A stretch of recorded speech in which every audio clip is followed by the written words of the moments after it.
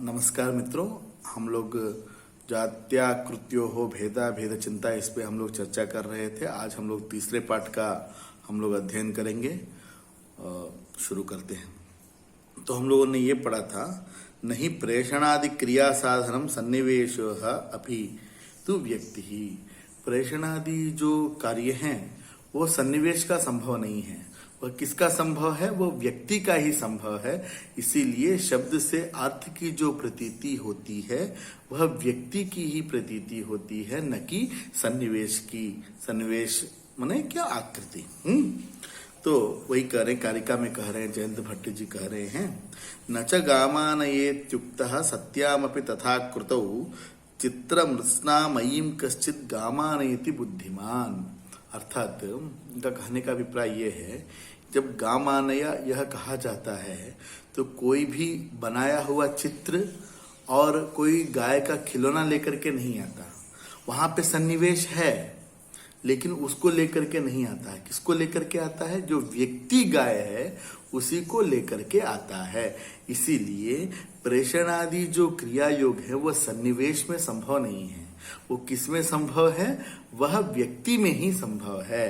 यह ग्रंथकार का अभिप्राय है। ननु जातिवाच्यत्व पक्षेपि गोत्व जाते है सर्वगतत्वात् किमिति मृद्गवानयनम नानुष्ठीयते। अभी शब्द का अर्थ अगर हम जाति कह दें, जाति में वाच्यत्व मान लें, तो गोत्व जाते हैं सर्वगतत्वात्। गोत्व जो जाति है वो सर्वगत है।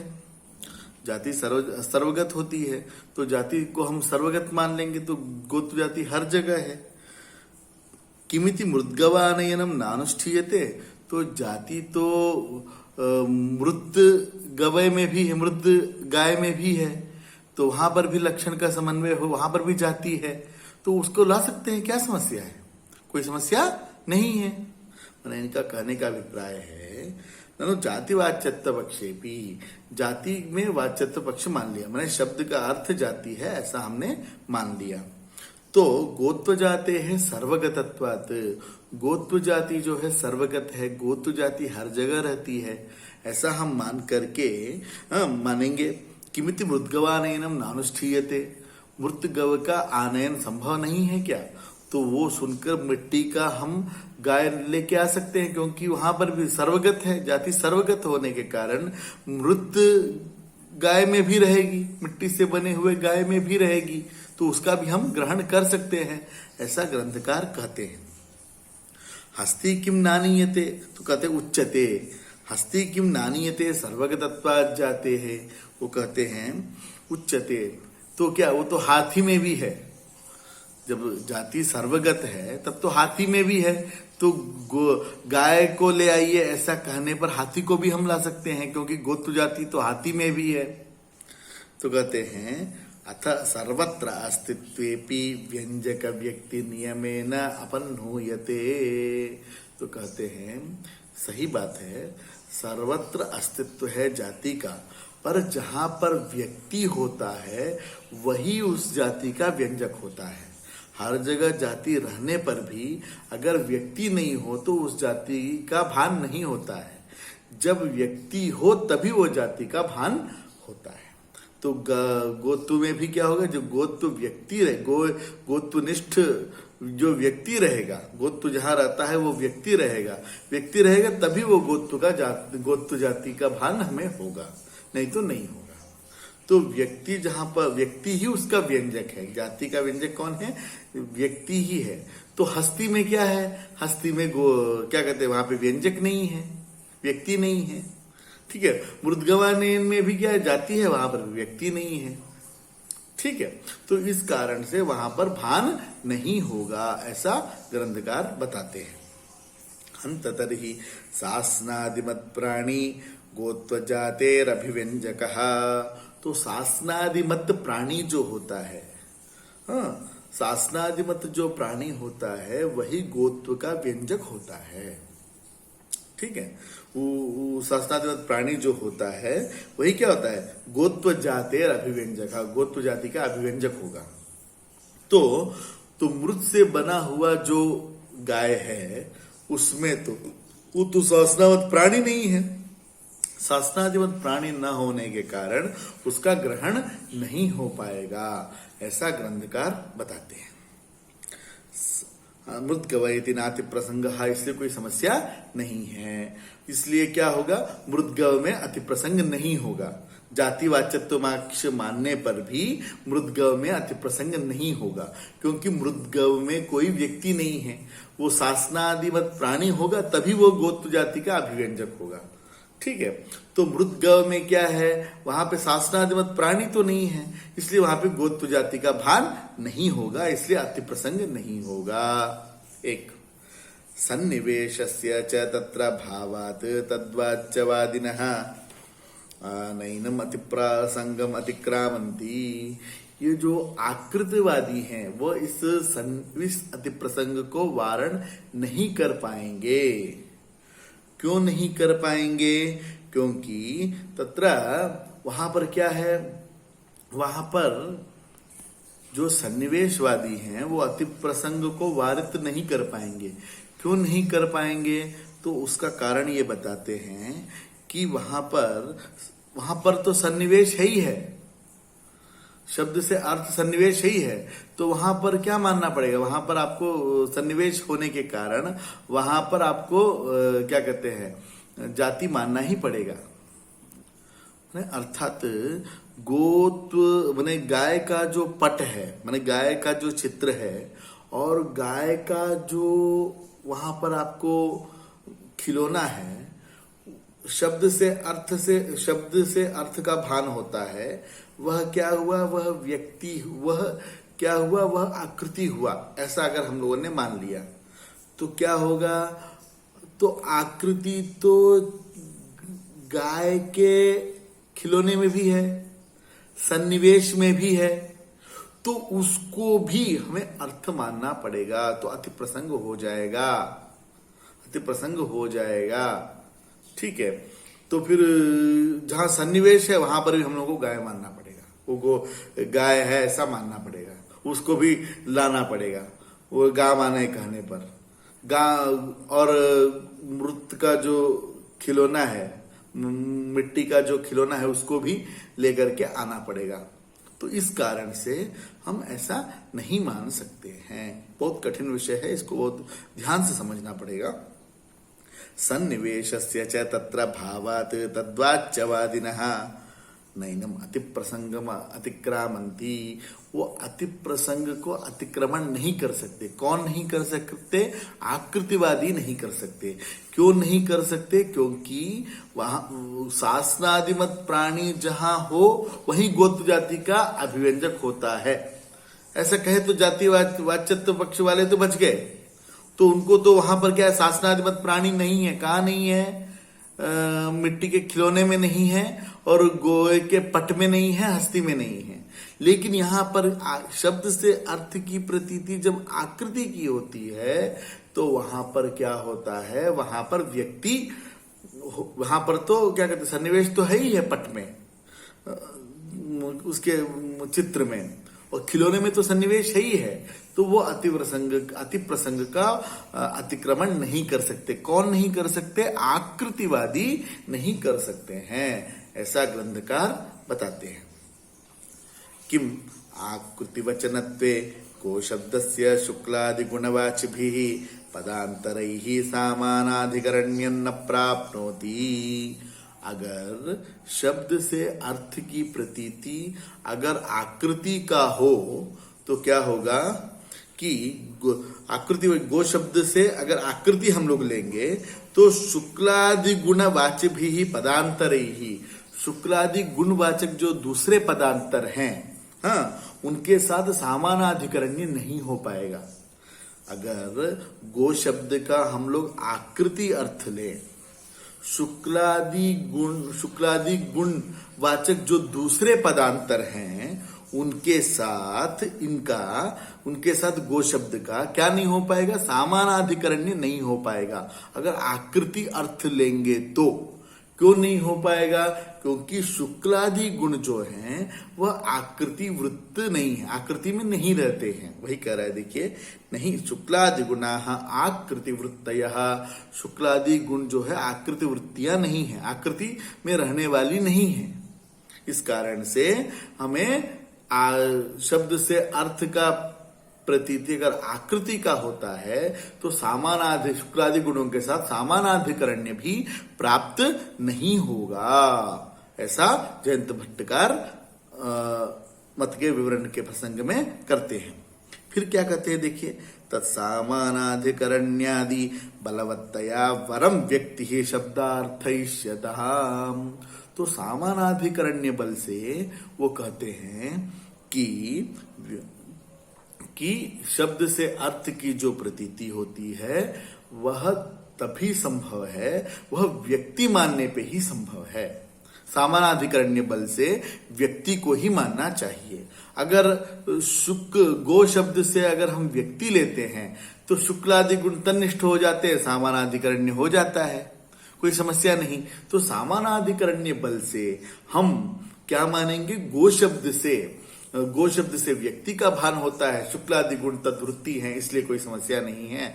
इसीलिए शब्द से अर्थ की जो प्रतीति होती है वह व्यक्ति की ही होती है, ना आकृति की नहीं होती है। अपने समर्थन में कारिका कहते हैं जयंत भट्ट, व्यक्तौ तावत् क्रिया योगो जातौ संबंध सौष्ठवम् नाकृतौ द्वयमप्येतदिति तद्वाच्यता कुतः जाति व्यक्त्योरतः कार्या वाच्यत्वे संप्रधारण तत्र व्यक्त्यभिधेयत्वादिभिः तावदुच्यते।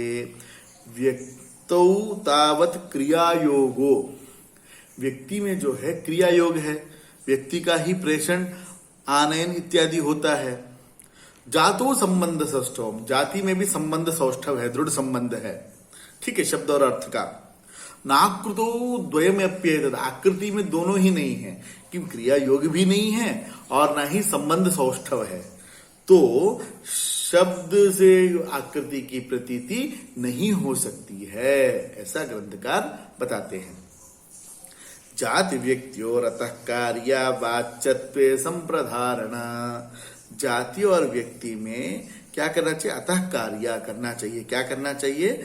वाच्यत्व मानना चाहिए, वाच्यत्व का निश्चय करना चाहिए। जाति और व्यक्ति में ही क्या करना चाहिए? वाच्यत्व का निश्चय करना चाहिए। मेरे शब्द से अर्थ की प्रतीति होती है किसका?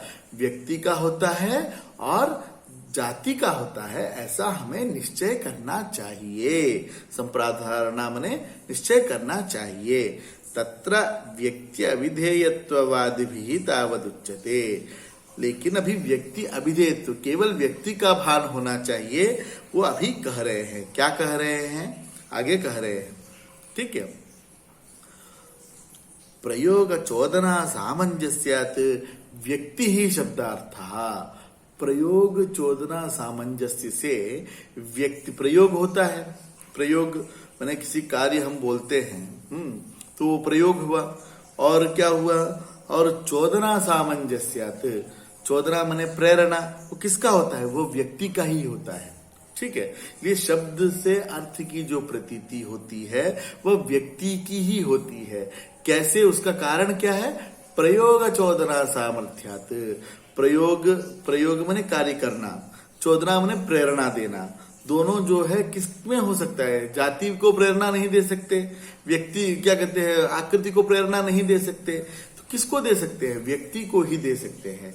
इसीलिए ये कह रहे, व्यक्तिवादी कह रहा है प्रयोग चोदना सामंजस्यात्, प्रयोग और चोदना सामंजस्य से क्या? व्यक्ति ही शब्दार्थ, व्यक्ति ही जो है शब्द का अर्थ है, ऐसा हमें मानना चाहिए, ऐसा ये अभी बता रहे हैं।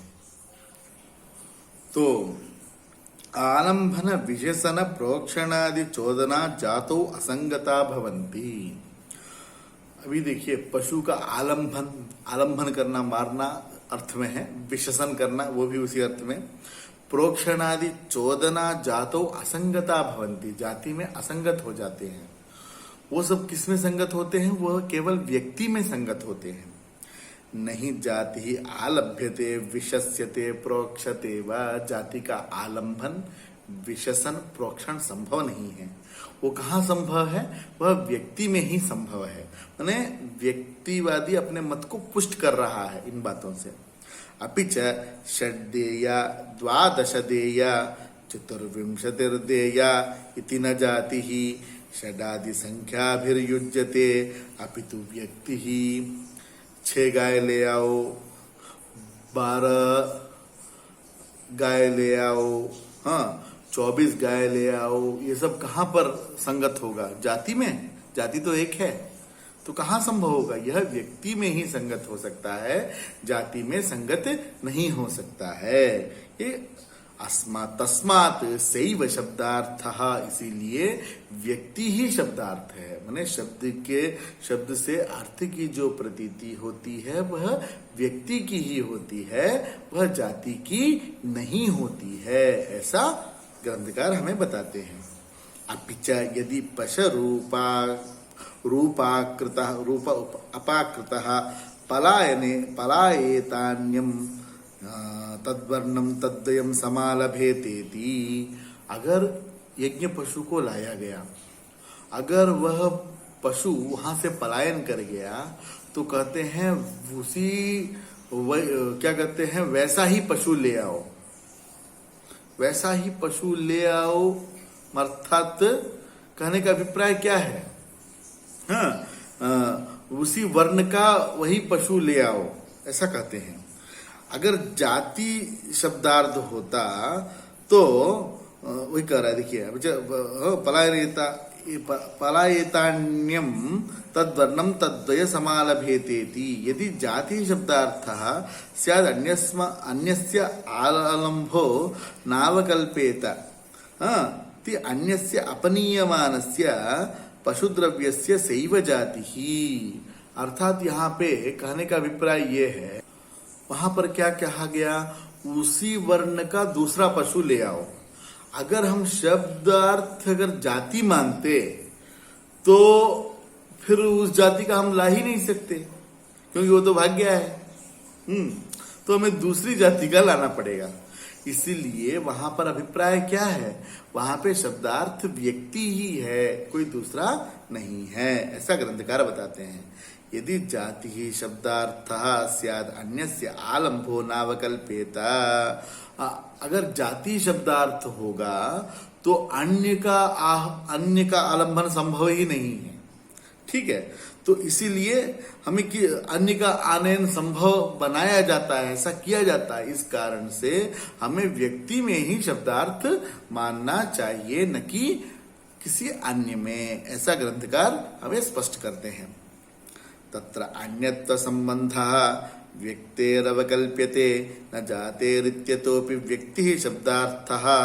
अन्य को ले आओ ऐसा कहने पर वह अगर हम शब्दार्थ व्यक्ति मानेंगे तभी संभव है, अगर जाति मानेंगे तो संभव नहीं है। वही कह रही है, तत्र अन्यत्व संबंधः व्यक्तेरवकल्प्यते। अन्यत्व संबंध कहाँ पर संभव है? व्यक्ति में ही संभव है, न जाते है, जाति में संभव नहीं है। इत्यतोपि व्यक्ति ही शब्दार्थ, इसलिए व्यक्ति को ही शब्दार्थ मानना चाहिए, ऐसा व्यक्तिवादी कहते हैं। और कारिका, उसके आगे कारिका है। कारिका क्या कहते हैं? देखिए कारिका में चयापचय संघात स्वस्वामित्वादि कल्पनाः यान्ति व्यक्त्यभिधेयत्व पक्षे झटति संगतिम न व्यक्ति लक्षण द्वारम यत्कार्यञ्च युज्यते वक्रः पंथा न गन्तव्यः पृष्ठे वहति वर्त्मनि उपलक्षणमाश्रित्य जाति संबंध वेदनम प्रसेत्स्यतीति अनन्त्य व्यभिचार कृतोज्वरः। चयापचय संघात स्वस्वामित्वादि कल्पनाः। व्यक्ति चयापचय, चय अपचय, चय मने वृद्धि, अपचय मने ह्रास, संघात उसका संघात, स्वस्वामित्वादि कल्पना। ये जो इत्यादि जो कल्पनाएं हैं वह किस पक्ष में संगति को प्राप्त करती हैं? तो वो व्यक्ति पक्ष को ही के साथ ही वह शीघ्रता से संगति को प्राप्त करती हैं। ठीक है। यान्ति व्यक्ति अविधेयत्व पक्षे झटिति संगतिम, माने चयापचय किसका होता है? व्यक्ति का ही होता है। संघात किसका होता है? व्यक्ति का ही होता है। किसका गो है? ऐसा कहने पर व्यक्ति का गो है ऐसा कहा जाता है। माने स्वस्वामित्वादि कल्पना हम ये व्यक्ति पक्ष में ही इनका उपादान सम्यक तरीके से अच्छे प्रकार से इसका हम वर्णन कर सकते हैं। न व्यक्ति लक्षण द्वारम यत् कार्यम, तो यहाँ पे व्यक्ति लक्षणा के द्वारा हम जानेंगे ऐसा नहीं कहना चाहिए। हाँ, वक्र पंथा न गंतव्य पृष्ठे वहति वत्मनि, जब सीधे सीधे संगत हो जा रहा है व्यक्ति में तो वक्र पंथ हमें नहीं जाना चाहिए। उपलक्षण आश्रित्य जाति संबंध वेदनम, उपलक्षणतया हम जाति का भी भान हो जाएगा वहां पर। संबंधनम प्रसेत्स्यति न आनंत्य व्यभिचारकृतो जरहा, इसीलिए उस कारण से आनंत्य जो दोष हो रहा था वो अब नहीं होगा। उपलक्षणतया हम जाति का संबंध का विवेचन हम कर लेंगे, ऐसा ग्रंथकार बताते हैं। प्रत्यक्ष विषये वृत्ति पदस्येष्टा परैरपि, प्रत्यक्ष विषय वृत्ति, क्योंकि व्यक्ति जो है वो प्रत्यक्ष है इसीलिए वो पद का इष्ट है। यदि शब्दार्थ व्यक्ति ही होना चाहिए। निष्कृष्टन न च सामान्य मात्रम प्रत्यक्ष गोचर, जाति तो जो है वो प्रत्यक्ष नहीं है, वो पद की वृत्ति कैसे हो सकती है? ठीक है, तो शब्दार्थ जो है जाति नहीं है, क्या है? अपितु व्यक्ति ही है, क्योंकि वो प्रत्यक्ष गोचर है, ऐसा ग्रंथकार बताते हैं। व्यक्तेरेव पदार्थत्वं तस्माद् अभ्युपगम्यताम, इसलिए व्यक्ति में ही पदार्थ आप मानिए। तथा च बुद्धिस्तत्रैव श्रुत शब्दस्य जायते, इसीलिए शब्द से जब अर्थ का बोध होता है वह व्यक्ति का ही बोध होता है, न कि आकृति का न कि जाति का, ऐसा व्यक्तिवादी कहते हैं। यहाँ पे हमारा आज का पाठ समाप्त हुआ। नमस्कार।